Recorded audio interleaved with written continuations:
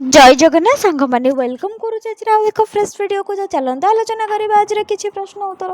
तो आज प्रथम प्रश्न अच्छी कहले देखिए सांग मैंने ओट पक्षी क्यों देशर जातीय पशु अटे।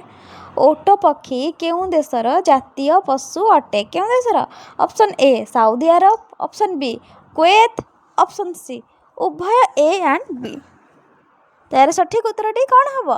यार सठिक उत्तरटी हूँ ऑप्शन सी उभय ए एंड बी माने सऊदी अरब ता सहित कुवैत।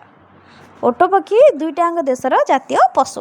2 नंबर प्रश्नटी होछि गहमर देश काहाकू कहुए। गहमर देश काहाकू कहुए। Option A China, option B Australia, option C Bharat.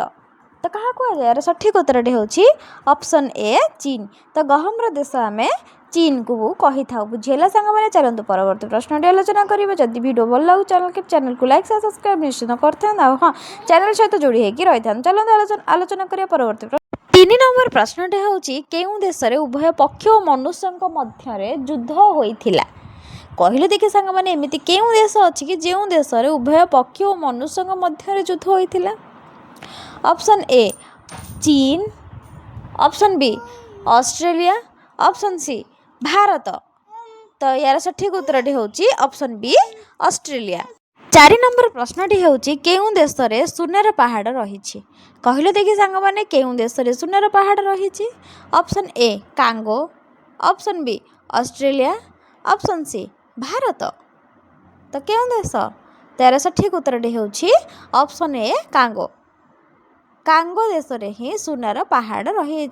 बुझेगा सांग मैंने चलते परवर्ती प्रश्न आलोचना करवा। 5 नंबर प्रश्नटी हूँ मनुष्य सर्वप्रथम केउं फल खाइथिला।